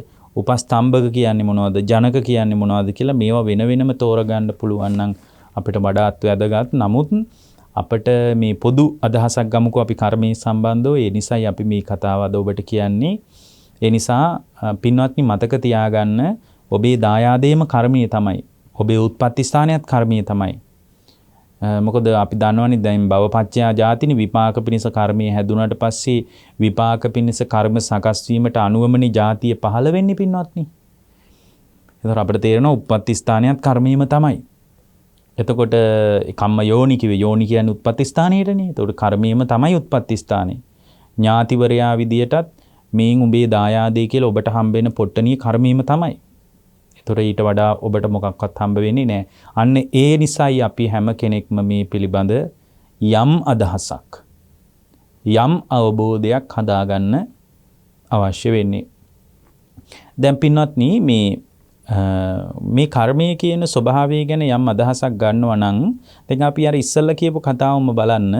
දැන් එයා කොච්චර හොඳ වචනත් කියන්නේ නැද්ද? කොච්චර උදව් කරන්නේ නැද්ද? හැබැයි ඒ ඔක්කොම පරයා එක වචනයක් විපාක දිදී පස්සෙන් එන විදිහ බලන්න. ඒක හරි පුදුමයි පින්වත්නි. දැන් මේ කර්ම බලපෑම තිබුණත් පින්වත්නි නව කර්ම වලින් ඒ කියන්නේ කර්මී බලපෑමක් තියෙනවා පුරාණ කර්මේ. නව කර්ම වලින් පරිසර සාධක මගින් මේ කර්ම ශක්තිය පාදා ගන්න වෙනස් කරගන්න පුළුවන් හැකි අවස්ථාවක් තියෙනවා. ඒක කියන්නේ නව කර්ම පුරාණ කර්මයේ සකස් වෙලා තියෙනවා. නමුත් නව කර්ම වලින් පරිසර සාධක වලින් මේ කර්මයේ යම් තාක් දුරට ශක්තිය මේ කර්ම ශක්තිය පාදා ගන්න, කර්ම ශක්තිය වෙනස් කරගන්න, ඒ කියන්නේ කුසල ශක්තියක් පාදා ගන්න, වෙනස් කරගන්න පුළුවන් අවස්ථාත් 4ක් තියෙනවා. මොනවාද ඒවා? ඒවට කියනවා ගති. ඒවා විපත්ති විදියටත් තියෙනවා, සම්පatti විදියටත් තියෙනවා. ගති සම්පatti, උපදි සම්පatti, කාල සම්පatti, ප්‍රයෝග සම්පatti කියලා. එතකොට මෙන්න මේ 4ත් වැදගත්. දැන් ගති සම්පatti මේකේ විපත්ති තියෙනවා. ගති විපත්ති, උපදි විපත්ති, කාල විපත්ති, ප්‍රයෝග විපත්ති කියලා. කුසල් පක්ෂයේ සම්පatti, අකුසල් පක්ෂයේ විපත්ති. මේක ඒක තම තමන් ගලපලා තේරුම් ගන්න. දැන් ගති සම්පත්තිය කියන්නේ මොකද්ද? එතකොට උපදින ස්ථානයේ අනුව උසස් බව තීරණය වෙනවා. මෙතන ගති සම්පත්තිය කිව්වේ ඒකයි. උපදින ස්ථානයේ අනුව උසස් බව තීරණය වෙනවා. ඊට පස්සේ කියන උපදි සම්පatti. මොකක්ද උපදි සම්පatti කියලා කියන්නේ? උදාහරණයක් විදිහට රූප ස්වභාවය අනුව පින්වත්නි මේ එයාගේ කර්ම ශක්තිය යම් තාක් දුරට වෙනස් කරන්න පුළුවන්. ඒ රූප සම්පත්තිය වගේ දේවල් අනුව. කාල සම්පatti කියන්නේ උපදින කාලයේ අනුවත් පින්වත්නි අර තිබුණු කර්මය බලවත් වීම හෝ දුර්වල වීම තීරණය වෙන්නේ යම් තාක් බලපෑමක් යම් තාක් මැදිහත් වීමක් වෙන්න පුළුවන්. ඒකට කියන්නේ කාල සම්පatti කියලා. දැන් උදාහරණයක් විදියට දැන් කාල විපත්තිය පැත්තට අපි කතා කරමු. දැන් හොඳට දන් දීලා බොහෝම සැප විපාක ලබන්න ආයු වර්ණ සැප බල පඤ්ඤා කියන ඒවා ලබන්නට එයාට බොහෝම හොඳට කුසලතාවයකුත් තියෙනවා. ඒ කියන්නේ හොඳට පිනකුත් වැඩිලා තියෙනවා. ඒ කියන්නේ පුණ්‍ය ශක්තියකුත් කර්ම ශක්තියකුත් එයාට තියෙනවා. දැන් මෙතන කාල විපත්ති ගැන අපි කතා කරන්නේ. එතකොට ඔන්න දුර්භීක්ෂ කාලයක් එනවා. ඒ දුර්භීක්ෂ කාලය නිසා අර මේ ලැබෙන්න තිබ්බ කර්ම ශක්තිය නිසා මුණ ගැහෙන්න තිබ්බ සම්පත්තිය දුර්වල වෙලා යනවා. ඒකට කියන්නේ කාල විපත්ති කියලා. දැන් තේරෙනව නේද ඔබට මං කියපු එක? ගති සම්පatti, උපදි සම්පatti, කාල සම්පatti. එතකොට කාල විපත්ති කියන එක තමයි ඔය කිව්වේ. කියන්නේ හොඳටම සම්පත් ලබන්න තරම් කර්ම ශක්තියක් තියෙනවා. Tamanගේ ගොඩ නැගිච්ච කර්ම ශක්තියක් තියෙනවා. හැබැයි කාල විපත්තියක් බලපාන ඕන දුර්භීක්ෂයක් එනවා. ඒතර දුර්භීක්ෂයක් ආවම පොදුවෙන් දැන් අර නියාම ධර්ම වල බලපෑම් තියෙනවනේ. චිත්ත නියාම, බීජ නියාම, අපි ඔය කතා කරන නියාම ධර්ම ටික තියෙන්නේ. උතු නියාම, ඍතු බලපානවා. ඒ කියන්නේ උද්භිත විද්‍යාත්මක සාධක බලපානවා. ඊට පස්සේ චිත්ත නියාම, මනෝවිද්‍යාත්මක සාධක බලපාන්න පුළුවන්. බීජ නියාම, ජීව විද්‍යාත්මක සාධක බලපාන්න පුළුවන්. ධම්ම නියාම, ඒ කියන්නේ ආචාර විද්‍යාත්මක කාරණා බලපාන්න පුළුවන්. කම්ම නියාම එක පැත්තකින්. ඊට පස්සේ මේ කාරණා අනුව බැලුවට පස්සේ පහයිනේ නියාම ධර්ම. ඒ පහට අනුව බැලුවහම 100ට බෙදුවට පස්සේ 120ක විතර ආධිපත්‍යයක් හැම එකම ක්‍රියාත්මක වෙනවා. උදාහරණයක් විදියට සියල්ලම ඍතු බලපෑම නිසා නෙමෙයි. දැන් අපි උදාහරණයක්ම ගමු. දැන් වැස්සට තෙමුණහම සෙම්ප්‍රතිශාව හැදෙනවා. ඒවා කර්මී නෙමෙයි. වැස්සට තෙමුණ නිසායි ඒක වෙලා තියෙන්නේ. වැරදිබට බර ඉස්සුවාම කොන්දේ අමාරු වෙනවා. ඒවා අපි දැන් මේ කිවිසුමක් ගියත් කර්මයට බාර දෙන්න තැනකනේ අපි ඉන්නේ. ඒ කියන්නේ කිවිසුමක් ගියත් අපි හිතනවා මේන් උඹේ කර්මය කියලා. එහෙම එකක් නැහැ පින්වත්නි. කිවිසුමක් ගියත් කර්මයට බාර දෙන්න බෑ. දැන් වැරදිවට බර ඉස්සුවාම කොන්දේ අමාරුව හැදෙනවා. එතකොට එයා වැරදිවට බර ඉස්සීම නිසා තමයි කොන්දේ අමාරුව හැදිලා තියෙන්නේ. ඒවා කර්මයේම නෙමෙයි. හැබැයි ඒ වගේ අස්සෙත් 120ක විතර කර්මීය ආධිපත්‍යයක් තියෙන්න බැරි කමක් නැහැ. ඒක 120ද 130ද 105ද කියන එක අපිට ගණනය කරගන්න තේරෙන්නේ නැහැ. ඒ ධාරිතාවේ බුදු කෙනෙකුට විතරයි විශේෂ වෙන්නේ. එහෙමනම් මේ කර්ම න්‍යායට අනුව කාල විපත්තිය බලපෑවොත් හොඳටම සම්පත් ලබන්නම පින තිබුණත් සම්පත් භුක්ති විඳින්නම පින තිබුණත් පින්වත්නි දුර්භීක්ෂය වගේ කාලයක් ආවොත් එහෙම ඒකෙන් අර තියෙන සම්පත්තිය කර්ම විපාකේ නොලැබී යන්න පුළුවන්. තව එකක් තියෙනවා ප්‍රයෝග සම්පatti. මොකද්ද මේ ප්‍රයෝග සම්පatti කියලා කියන්නේ? ඒ කියන්නේ ප්‍රයෝග සම්පatti කියලා කියන්නේ ප්‍රයෝගයන් නිසාත් කර්මී බාල කරගන්න පුළුවන්. අකුසල් කර්මයක් විපාක දෙන්න තියෙනවා. නමුත් ප්‍රයෝග සම්පatti. උදාහරණයක් විදිහට ස්ථානෝචිත දැනුම නිසා ඒක ප්‍රයෝග සම්පත්තියක් විදිහට බලපාලා අර කර්ම ශක්තිය දුබල කරගන්න පුළුවන්. එවනම් අපිට තේරෙනවා කර්මය කියන්නේ නියතියක් නෙමෙයි. කර්ම වෙනස් කරගන්න පුළුවන්. නියතිවාදයක් විදිහට කර්මයේ බුදුදහම පිළිගන්න ලෑස්ති නැහැ. එහෙමනම් අපිට ඕනෑම වෙලාවක කර්මය වෙනස් කරගන්න පුළුවන්. හැබැයි මතක තියාගන්න ඕන අපි උපපජ්ජ වේදනීය වශයෙන් දෙවෙනි භවයක විපාක දීම පිණිස ආනන්තරී පාප කර්ම වගේ දෙයක් සකස් වෙලා තිබුණොත් බුදුරජාණන් වහන්සේ ඔළුව අත ගගා කිව්වත් එයාට ඒ ධර්ම මාර්ගයට එන්න බෑ. මොකද එයාට උපපජ්ජ වේදනීය වශයෙන් මහා බලවත් කර්මයක් දෙවෙනි ජීවිතයේදීම විපාක දීම පිණිස වෙනකොට සකස් වෙලා ඉවරයි. ඒ නිසා ඒ වගේ අයට භාග්‍යවතුන් වහන්සේ ධර්ම දේශනා කරලා ඒ අයගේ ප්‍රඥාව අවදි කරන්න කැප වෙච්ච අවස්ථා නැහැ. මොකද උන්වහන්සේ දන්නවා ඒ අයට කොච්චර බණ කිව්වත් උපපජ්ජ වේදනීය වශයෙන් කර්මයේ සකස් වෙලා ඉවරයි කියලා. ඒතකොට තවත් අපි තේරුම් ගමු කර්මය කියන්නේ දැන් විපාක දෙන මේ කර්ම විශේෂ තවත් හතරක් අපිට හොයාගන්න පුළුවන්. මොනවද? ගරුක කර්ම, ආසන්න කර්ම, ආචින්න කර්ම, කටත්තා කර්ම කියලා. ඒතර මෙන්න මේ හතරත් අපි දැනගන්න කි තාම වැදගත් දෙයක්. දැන් ගරුක කර්ම තියෙනවා. එතකොට මේ ගරුක කර්ම කියලා කියන්නේ මරණින් පස්සේ නැවත මේ උපත සකස් වෙද්දී මේ ගරුක කර්මය කියන එකේ ඍජු මැදිහත් වීමක් තියෙනවා. ගරුක කර්ම කියලා කියන්නේ පින්වත්නි කළ කර්ම අතර බලවත්ම කර්ම ඉදිරිපත් වෙලා උපත සකස් කරලා දෙනවා.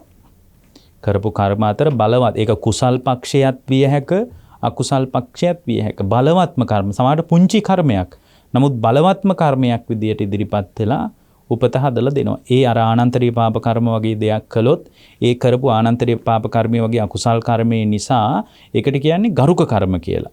ඒක මැදිහත් වෙලා උපත සකස් කරලා දෙනවා. ඒක තමයි ඉදිරිපත් වෙන්නේ. සමහරට ඒක පොඩි එකක් වෙන්න පුළුවන්. ඊට වඩා යා සංසාරේ දන් දීලා තියෙන්න පුළුවන්. ඉතින් බණහලා තියෙන්නත් පුළුවන් සමහර විට. ඉතින් පින් කරලා තියෙන්න පුළුවන්. ඊට පස්සේ ගොඩක් දේවල් කරලා තියෙන්න පුළුවන්. නමුත් ගරුක කර්ම කියලා කියන්නේ කරපු දේවල් අතර බලවත්ම කර්මයේ විදියට එකපාරම මතුවෙලා ඒ මතුවෙන ගරුක කර්මයට අනුව උපත සකස් වෙනවා.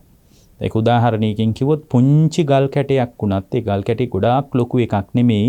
පුංචි ගල් කැටයක් වුණත් පින්වත්නි වතුරට දැම්මහම ඒ ගල් කැටේ වතුර යටට යනවනේ. පුංචි ගල් කැටයක් වුණත් වතුර යටට යනවා.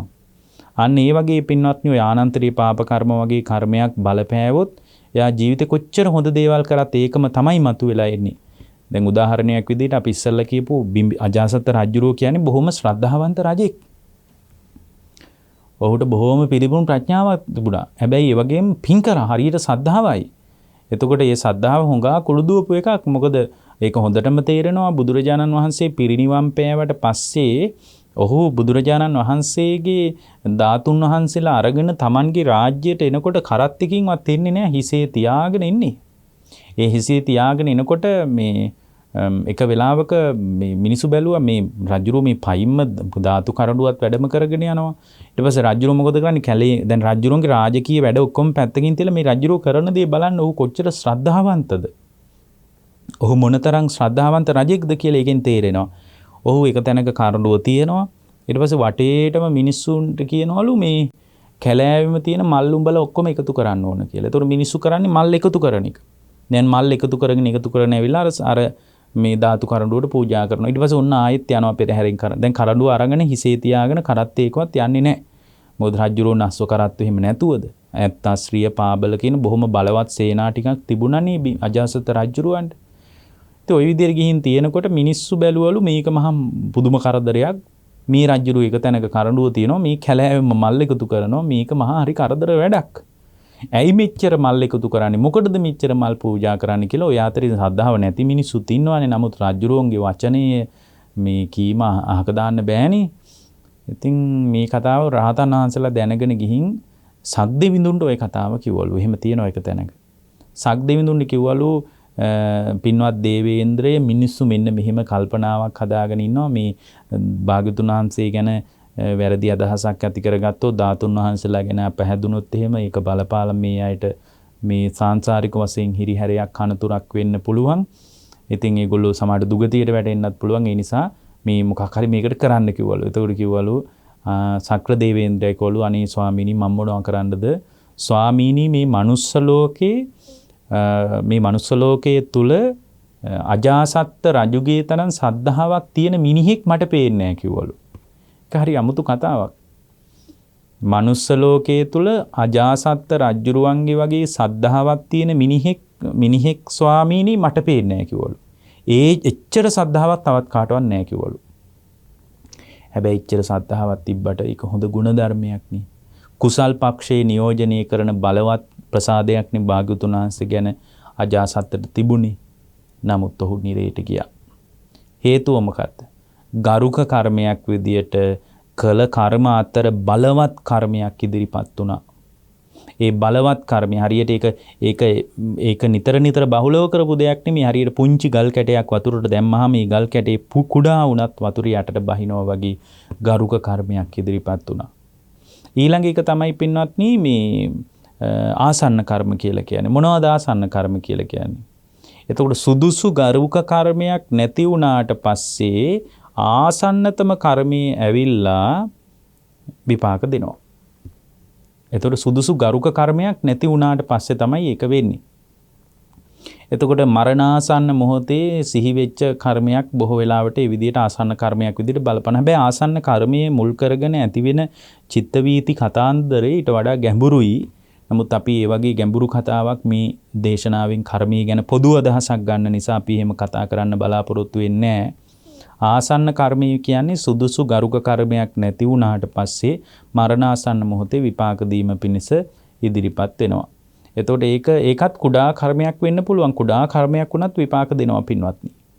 ඊළඟ එක තමයි ඒක හරියට මේ භාග්‍යවතුන් වහන්සේ දේශනා කරන්නේ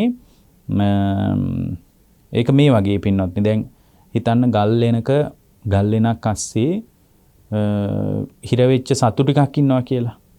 එතකොට ඒ ගල් වෙන අස්සේ විශාල සත්තු පිරිසක් ඉන්නවා හිර වෙලා. ඒක හරි තෙරපිලා චිටි ගාලා හිර වෙලා තමයි ඉන්නේ දැන්. ඒ හිර වෙලා ඉන්න තැන එකපාරම දොර ඇරියොත් පින්වත්නි දුර්වලම සතෙක් අපි ගවයෙක් කියලා හිතමු. දුර්වලම ගවයෙක් දුබලම සතෙක් හිටියත් පින්වත්නි පළවෙනියෙන් පිට වෙන්නේ දොර ආසන්නයේ හිටපු සතා. සමහරට ඒක දුර්වල සතෙක් වෙන්නත් පුළුවන්. දොර ආසන්නයේම ඉන්න සතා තමයි ඉක්මනට එළියට පැනගන්නේ. ඒ වගේ පින්වත්නි මරණාසන්න මොහොතේ සිහි කළ සිදු කළ කුඩා කර්මයක් වුණත් විපාක දීලා ඒ ආසන්න කර්මයේ විදියට යාට ඒක බලපාන්න පුළුවන්. ඊට පස්සේ ඊළඟ එක තමයි ආචින්න කර්ම කියලා කියන්නේ. මොනවද මේ ආචින්න කර්ම කියලා කියන්නේ? මේක හරි වැදගත් එකක්. බොහෝ කාලයක් ජීවිතේ පුහුණු කරපු කුසල් පක්ෂයට අයිති දෙයක් හෝ අකුසල් පක්ෂයට අයිති දෙයක් එකපාරම මතුවෙලා විපාකය හදලා දෙනවා. අනේ ආචින්න කර්ම කියන ස්වභාවයේදී තමයි අපට වැදගත් වෙන්නේ, අපිට ඊටාම ප්‍රයෝජනවත් වෙන්නේ ඔය නිතර බුදුන් අදිනේව පවා අපිට උදව්වක් වෙනවා. නිතර අපි ඔය මලුවක් කැමදින්න පුරුදු වෙලා හිටියත්, බුදුන් අදින්න පුරුදු වෙලා හිටියත්, පැන් වීදුරුවක් පූජා කරන්න හිටියත් අපි ඒවා ඉච්චර හොඳ නැහැ. ඕවයින් කොහොමද නිවන් දකින්නේ කියලා කිව්වට මේ ජීවිතේම ධර්මය අවබෝධ කරගන්න පුළුවන් වුණොත් අපිට කිසි අවුලක් වෙන්නේ ඉක්ුත් නැහැ. මේ ජීවිතේම සෝතාපන්න වෙන්නවත් පුළුවන් වුණොත් ඒ ප්‍රශ්නයක් වෙන එකක් නැහැ. හැබැයි පින්වත්නි මේ ජීවිතේ අපිට ධර්මයේ පිළිසරණ ස්ථාවර කරගන්න බැරි වුණොත් අන්න ඒ වෙලාවට පින්වත්නි ආචින්න කර්ම කිව්වේ බොහෝ කාලයක් පුහුණු කරපු දෙයක්. බොහෝ කාලයක් නිතර බහුල වශයෙන් පුහුණු කරපු දෙයක් පින්වත්නි එකපාරම මතුවෙලා විපාකයක් හදලා දෙනවා. එතකොට දැන් ඔය සමහර අය ඉන්නවා, ඔබ දැකලා ඇති ඔය සත්තු ඝාතනය කරන අය එහෙම ඒගොල්ලෝ මිය යන්නේ ඒ විදිහට. සමහරට දැන් ඔය සත්තු ඝාතනය කරන මම මේ බුද්ධ කාලේ නෙමෙයි මෑත කාලීන අත්දැකීම් වලින් ගත්තත් ඔය ගව ඝාතනාගාරවල වැඩ කරන මිනිස්සෙක් මන් දන්න කෙනෙක් හිටියා. ඔහු බොහෝ කාලයක් සත්තු මරපු එක කලේ. මරණාසන්න මොහොතේ හරියට හරකෙක් වගේ කෑ ගහලා තමයි මිනිස්සු ඇස් දෙක පියාගත්තේ. එතකොට යාට ගරුක කර්මයේ විදියට බලපෑවේ අර බොහෝ කාලයක් කරපු දෙයමයි කියලා අපිට යම් අදහසක් ගන්න පුළුවන්. බුද්ධ කාලෙත් එහෙමයි සමහර ඌරෝ මරපු අය හිටියා. ඌරෝ වගේ කෑ ගගහ තමයි ඒගොල්ලෝ ඇස් දෙක පියාගත්තේ. අනේවට කියන්නේ ආචින්න කර්ම. බොහෝ කාලයක් පුහුණු කරපු දේ තමයි එකපාර මතුවෙලා විපාකයේ සකස් කරලා දෙන්නේ. ඔය අතර තියෙනවා පින්වත්නි කටත්තා කර්ම, ගරුක කර්ම, ආසන්න කර්ම, ආචින්න කර්ම, කටත්තා කර්ම. කටත්තා කියලා කියන්නේ මොකද්ද පින්වත්නි? කටත්තා කියලා කියන්නේ දැන් භාග්‍යවතුන් වහන්සේ මතක් කරනවා මේ ඉඳ හිට හරි කරපු දේ. ඒ කියන්නේ එතන වෙන්නේ ආචින්න කර්මයකුත් එතන මතුවෙන්නේ නැහැ. ඒතකොට ඉඳලා හිටලා හරි කරපු දෙයක් එකපාර මතුවෙලා විපාකයක් හදලා දෙනවා. ඒ නිසා පින්වත්නි මේ කර්ම විපාක දෙන විදිහ අපිට තේරෙන්නේ. හැබැයි අපි ගත කරන හැම ජීවිතයක් අස්සෙම මතක තියාගන්න කර්මයේ සෙවණැලි තියනවා කියලා. මේ කර්මී ස්වල්ප සෙවණැලි අපි විඳින හැම අත්දැකීමක් තුළම තියෙනවා. ඒතකොට මේ කර්මී ආධිපත්‍යයේ කර්මී ක්‍රියාත්මක වීම පිළිබඳ අපට අදහසක් හදාගත්තම අපට හරි පහසු වෙන්නේ මොකද්ද? අපට පහසු වෙන්නේ වෙන මොකුත් නෙමෙයි. අපට පහසු වෙන්නේ පින්වත්නි අපේ ජීවිතය බොහෝම ශක්තිමත් හිතක් තියාගෙන ඉදිරියට යන්න පුළුවන්. එහෙම නැති වුණොත් මේ ඇලීම් ගැටීම් ඔස්සේ සමහර වෙලාවට ඔබ අහන දේවල්, ඔබට දැනෙන දේවල්, ඔබට හිතෙන දේවල් නිසා සමහර කෙනෙක් හිතන්න පුළුවන් ඇයි මේ විදියට මට කරන්නේ මම මොනවා කළාටද කියලා නිකන් ගැටීමක් හදාගන්න පුළුවන්. නමුත් එයා දැනගත්තොත් මේ ඇස කන නාසය දිවකය මනස හරහා අත්විඳින පුරාණ කර්මී සෙවණැල්ලයි කියලා දැනගත්තොත් එයාට මේ කවුරු හරි බැන්නත් කැළඹෙන්නේ නැතුව ඉන්න පුළුවන්. ගහලා ගියත් කැළඹෙන්නේ නැතුව ඉන්න පුළුවන්. එතකොට මේ ස්වභාවයේ තේරුම් ගත්තට පස්සේ දැන් අපිට හොඳටම තේරෙනවා සාරිපුත්ත හාමුදුරුව වගේ කෙනෙකුට උන්වහන්සේට පිට පුරා එක මිනිහෙක් පහරක් ගහනවා. ඒ කොන්දට හයියෙන් ගැහුවට පස්සේ උන්වහන්සේ හැරිලවත් බලන්නේ නැහැ. ඊට පස්සේ උන්වහන්සේ ඉස්සරහට ගිහින් යනකොට මෙයා හිතනවා මෙන්නම් මේ බඩගිනි වෙලා යනවා ඇත්තේ එනකොට හරි බලයි කියලා. ඒත් හැරිලවත් බැලුවේ නැහැ. ඊට පස්සේ පිටත් තට්ටු කරලා අහනවා ඔබ වහන්සේට මමනේ ගැහුවේ. අයියෝ ඔබ වහන්සේට ප්‍රශ්නයක් නැද්ද කියලා. නෑ කමක් නෑ කියනවා. දන්නවා මේ අත්විඳින හැම අත්දැකීමක්ම පුරාණ කර්මයක් එක්ක අන්තර් සම්බන්ධයක් තියෙනවා කියලා උන්වහන්සේලාට පළල් කල්පනාවක් තුළ කර්මය කියන ස්වභාවයේ විහිදී පැතිරී පවතින ආකෘතිය ගැන උන්වහන්සේලාට අවධානයක් තිබුණා, අවදිකමක් තිබුණා. එතකොට ඒක අවදිකමක් තිබුණාට පස්සේ මේ කර්මයේ පවතින විදිහ, කර්මයේ විපාක දෙන විදිහ, කර්මයේ හැඩතලයේ, කර්මයේ මෝස්තරය ගැන අපිට යම් දලා දහසක් පින්වත්නි ගන්න පුළුවන්. හැම වෙලාවකම එහෙම කල්පනා කරන්න ඕන. මේ සියල්ලම කර්මී කියලා මොහොම ලපටි තැනකින් අල්ලන්නේ නැතුව මේ හැම වෙලාවකම කර්මී ක්‍රියාත්මක වෙන ක්‍රියාවලිය පිළිබඳ යම් අදහසක් ඇති කර ගැනීමයි වැදගත් වෙන්නේ. දැන් මම ඔබට පුංචි උදාහරණයකුත් කියන්න. අපුත්තක කියලා සිටුවරයෙක් හිටියා. ඔහු ಭಾರತේ බොහොම සල්ලි තියෙන මිනිස්සෙක්. හැබැයි ඔහුට පුතු ඉඳලා නැහැ. ඒ නිසා තමයි අපුත්තක කියලා ප්‍රසිද්ධ වුනේ. මේ අපුත්තක සිටුවරයාට ළමයි හිඳලා නැහැ. හැබැයි ළමයි හිටියා නම් හොඳයි කියලා හිතෙනවලු. අනිත් පැත්තට හිතෙනවලු ළමයි හිටියොත් එහෙම වියදම් වෙනවා කියලා. ඉතින් මේ මිනිස්සු බොහොම මසුරු මිනිස්සෙක්. අන්තිමටම පින්වත්නි ওই මිනිස්සයා එක දවසක් මැරුණාම දැන් ධනෙට උරුමකම් කියන්න මිනිහෙක් නැහැ. මේ උරුමකම් කරන්න මිනිහෙක් නැති නිසා රජුරුවන් රාජසන්තක වුණා කොසල් රජුරුවන්. රජුරු දුවගෙන ආවා ජේතවනාරාමයට. විහාරයට ඇවිල්ලා දාඩිය දාලා මද්දහනේ දුවගෙන ඇවිල්ලා කියනවා ස්වාමීනි හරි ප්‍රශ්නයක් මොකද්ද කියලා අහනවා. ස්වාමීනි මෙහි හිටපු අපුත්තක කියන සිටුවරයා මලා කියනවා. එතකොට උන්වහන්සේ කියනවා මේ මහරජා මරණේ මොකද්ද පුදුමයි කියලා අහනවා. නෑ ස්වාමීනි ඒක නෙමෙයි පුදුම කියනවා. ස්වාමීනි ඒ මිනිස්සයාට තිබුණු කෝටි ගාණක් ධනෙ මට රාජසන්තක වුණා කියනවා. දැන් රජුරන්ට බයක් ඇති සමහර මේ මිනිහා මේ මොකක් හරි පෙරේතෙක් හරි වෙලා අමනුස්සයෙක් හරි වෙලා අපිට කරදරයක්වත් වෙයි කියලා රජුරෝ එහෙමත් හිතනවා ඇති. මොකද රජුරවන්ටත් ඍජු දෘෂ්ටියක් තිබ්බ කෙනෙක් නෙමෙයිනේ. ඒක විදිහට හිතපු කෙනෙක්නේ. ඒකනේ සෝතාපන්නවත් වෙන්න බැරි වුණේ. ඉතින් මේ බුදුරජාණන් වහන්සේ ළඟට ඇවිල්ලා ওই කතාව කියද්දි කියනවා ස්වාමීනි රත්තරනින්ම කෝටි ගාණක් ධනෙ කියනවා. ස්වාමීනි රත්තරනින් කෝටි ගාණක් නම් අවශේෂ ධනෙ ගැන මොන කතාන්දරද කියලා කියනවා. ස්වාමීනි ඒකත් නෙමෙයි පුදුම කියනවා. ස්වාමීනි මේ මිනිස්සු හරියට කාලා නැහැ කියනවා. දැනුත් ඉන්නවනේ මිනිස්සු බලන්නකො. හරියට කාලා නැහැ කියනවා. ස්වාමීනි හරියට ඇඳලා නැහැ කියනවා. නිකන් ඒක මේ ගෙදර වැඩ කරන මිනිස්සයා උයාගන්න මේ බොහොම නිවුඩු හාල් එක උයාගන්න බත් ටිකෙන් හිමීට උඹ උයන එකෙන් මටත් ටිකක් ගෙනින් කියලාලු කන්නේ. ස්වාමීනි මේ මිනිහා හරියට ඇඳලා නැහැ කියනවා. ඇඳලා තියෙන්නේ හරියට මේ එහෙන් මෙහෙන් හොයාගත්ත පටලවාගත්ත ඇඳුම් කෑල්ලලු ඇඳගෙන තියෙන්නේ. බොහොම කබල් වෙච්ච කරත් එක තමයි ස්වාමීනි මේ මිනිස්සයා ගමන් බිමන් ගියේ කියනවා. ස්වාමීනි පුදුමේ කියන්නේ මේ මිනිස්සයා කාලත් නෑ ඇඳලත් නෑ ගමන් බිමනක්වත් හරියට ගිහින් නෑ කියනවා. ස්වාමීනි මෙයා මලා ඔක්කොම මටයි අයිති උනේ කියනවා. උන්වහන්සේ මේ අතීත කතාවක් කියනවා. දැන් බලන්න අපි මේ කෙනෙක් කාලා බීලා දැන් සමහර අපිට මුණ ගැහෙන අය ඉන්නවා. කන්නවත් වෙලාවක් නැහැ හාමුදුරනේ කියන ඒනොට කෝටි ගාණක් දානේ. එයා ඉතින් මෙහි සනීපෙට දරුවන්ටයි ළමයින්ටයි ඔක්කොටම බිරිඳටයි හැමෝටම ඉතුරු කරලා හිස් අතින් මැරිලා යනවා. බලද්දියා කාලවත් නැහැ හරියට. සමහරට එයා වෛද්‍යවරයෙක් වෙන්න පුළුවන්. සමහරට ඉංජිනේරුවෙක් වෙන්න පුළුවන්. සමහර විට බොහොම විදායක ශ්‍රේණී රැකියා කරන මිනිස්සෙක් වෙන්න පුළුවන්. නමුත් මේ කර්මීය ආධිපත්‍ය අපිට හිතා ගන්න බෑ. නමුත් ඒ වගේ ඇස්සෙත් කර්මීය සෙවණැලි තියෙනවා කියන එක මතක තියාගන්න. අන්තිමටම පින්වත්නි මේ මිනිස්සයා ටික කාලයක් ගියා.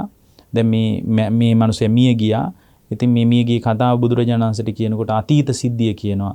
අතීතේ බොහොම ධනවත් මිනිහෙක් වෙලා හිටියා කියනවා. ඒ මිනිස්සට කොච්චර ධනෙ තිබ්බද කියනවනම් ඒ ධනය මේ ඒ කාලෙත් ඒ වගේ කියනවා විශාල ධනයක් කියනවා. හැබැයි මසුරුයි කියනවා. දවසක් මේ මිනිස්සයා ගමනක් යනකොට උදේන්ම පසේ බුදුරජාණන් වහන්සේ නමක් මුණ ගැහුණලු. දැන් අද පසේ බුදුරුන්ගේ කතා ටිකක් වැඩි වගේ. නමුත් මේක හරි වැදගත් කර්මයට. පසේ බුදුරජාණන් වහන්සේ නමක් මුණ ගැහුණලු. ඒ පසේ බුදුරජාණන් වහන්සේ මුණ ගැහුණාම උදෙන් මූණටම හම්බුණා. දැන් සමහරට මූණටම හම්බුණාම හිතෙන්න ඇති උදෙන් මහාඳුරු කෙනෙක් දැක්කොත් නිකන් කැඳත් නෑ වගේ කියලා හිතෙන්න ඇති. මොකද අදත් සමහර අය එහෙම හිතනවනේ. ඉතින් මෙයා එහෙම හිතලා කිව්වලු මේ උදෙන්ම හම්බුණා මූණටම හම්බුණා මේ හිස් මැටි පාත්‍රයකුත් අතේ තියාන. හාඳුරනේ කොහෙද යන්නේ කියලා ඇහුවලු. ඊට පස්සේ ගෝල මේ පින්ඩ පාත යනවා. එහෙනම් දානි හම්බ වුණාද කියලා ඇහුවලු. නෑ තවම හම්බ වුන්නේ නෑ. කෝ බලන්න කියලා මේ සිවුර අයින් කරලා පාත්‍රයට බිලා බැලුවලු මේ මිනිස්සයා. ඊට පස්සේ ඇත්ත හම්බෙලා නෑ. ඉතින් කමන්නේ උදේම මූණටම හම්බුනේ කේනි කියලා මේ මිනිස්සයා කිව්වලු ඔබ වහන්සේ ඕම ඉස්සරහට යන්න ඔය අපේ ගෙදර හම්බ වෙන්නේ අපි ගෙදර උන්දා ගෙදර ඉන්නවා අපේ නෝනා ඔබ වහන්සේට කැම ටිකක් දෙයි තියෙන විදියට කියලා මේ කරත්තේ හිටපු මිනිහෙකුත් බස්සලා කිව්වලු උඹ එහෙම ඊට ඵලයන් ගිහින් කියාපන් අපේ නෝනට තියෙන විදියට හැන්දක් බෙදන්න කියලා. ඊට වඩා නම් බෙදන්න එපා කියනවා. මොකද ආයෙ ඉන්න පුළුවන් හැන්දක් බෙදලා යවන්න කියනවා. ඉතින් මේ කරත්තින් බැහැපු මිනිස්සයන්ත් එක්ක මේ පස්සේ බුදුරජාණන් වහන්සේ යනවා. මාලිගාවට ගියා. මේ මාලිගාවේ සිටුවරයාගේ බිරිඳට කිව්වා මේ වැඩකාරයා කතාව. කිව්වා මේ සිටුවරිය මේ සිටු දියණියට හරි සද්ධාාවක් ඇති වුණා. මොකද අපේ මිනිස්සු කවදාවත් දන් දෙන්න දෙන්නේ. නමුත් මේ අද ගෙදරට මේවලා හැන්දක් නෙමෙයි අද හිතේ හැටියට දන් දෙන්න ඕන කියලා හොඳට දානි උයලා තියෙනවා. කාන්තාව සද්ධාවන්තයිනි පිරිමින්ට වඩා සමහර විට. ඒතකොට හොඳට දානි හදලා පාත්‍රයේ පුරවලා දානි බෙදුවලු එදා. පාත්‍රයේ පුරවලා දානි බෙදලා අනේ ස්වාමිනී එහෙනම් මට අනුකම්පාවෙන් වැඩම කර කොච්චර පිනක්ද කියලා උන්වහන්සේට ආදර ගෞරවයෙන් වන්දනා කළාම උන්වහන්සේ ගාථාවකුත් අනුමෝදනා කරලා දැන් ඉතින් වඩිනවා පාත්‍රෙත් අරගෙන. දැන් පැයක් දෙකක් යන්න ඇතිනේ උයන්නත් බැලුවා මේ හාමුදුරුවෝ මෙච්චර වෙලා ගියයි. දැන් එයා එනවා මූණට හම්බ වෙනවා. දැන් ගියා වගේම දැන් එයා පැය දෙකක් විතර යනකොට ගමන ගිහින් එනවා ඇතිනේ. හම්බුනේ ඇයි මෙච්චර වෙලා ගියේ. කරත්තේ නතර කරලා ඇහුවලු ඔබ වහන්සේ මොකෝ මෙච්චර වෙලා ගියේ. ඊට පස්සේ ගෝල මං ඊට පස්සේ අහලා තිනවා කොහෙද ආයි පින්ඩ පාත ගියේ. කොහෙවත් ගියේ නෑ කිව්වලු. මෙච්චර වෙලා ගියේ අපේ ගෙදරමද හිටියේ ඔව් කිව්වලු. අපේ ගෙදරින් දානේ හම්බුණාද? ඔව් හම්බ වුණා. කෝ බලන්න කියලා ආයෙත් පාත්‍රයට බිල බැලුවලු. බලද්දී ඉතින් මේ මිනිස්සයාගේ ඇඟේ දාඩිය දැම්මලු. අනේ මං තියෙන විදියට යවන්න කිව්වේ. නමුත් මේ අද මොකද්ද මේ වෙලා තියෙන්නේ? තියෙන විදියට දෙන්න කිව්වට මේ මුනිවරයන් වහන්සේට හිතුවට වඩා වැඩි ප්‍රමාණයක් දීලා තියෙනවා කියලා ගෙදරට ගිහින් කිව්වලු. අදින් පස්සේ පැවිද්දොන්ඩ දානි නෑ අපේ ගෙදරි. බිරිඳට කිව්වලු අදින් පස්සේ දානි නෑ. මේ තමයි අවසාන දානය කියලා දානි නතර කරලා දැම්මලු. ඒ කියන්නේ ගෙදරටම ආවත් දොර වහනවා මිසක් කැම දෙන්නේ නැහැ කියලා කිව්වලු. දැන් සාමාන්‍ය කෙනෙක් නෙමෙයිනේ දන් දෙන්න යොමු කළේ පසේ බුදුරජාණන් වහන්සේ නමක්නේ. ඒ පිනින් උපනුපන් ආත්මවල පින්වත්නි විපාක සකස් වෙනවලු. ඒ කියන්නේ සැප සම්පත් පහළ වෙනවලු. නමුත් සාමාන්‍ය කෙනෙක් නෙමෙයිනේ දන් වැට වැළැක්කුවේ. ඒ අකුසලයෙන් පින්වත්නි ලැබෙන සම්පත් භුක්ති විඳ ගන්න පින නැහැ කියනවා. සම්පත් ලැබෙනවා භුක්ති විඳ ගන්න පින නැහැ. ඒතර ඒ වගේ ASCII පවා විවිධාකාර කර්මීය සෙවණැලි තියනවා කියන එක කියන්නයි මම ඔබට කිව්වේ.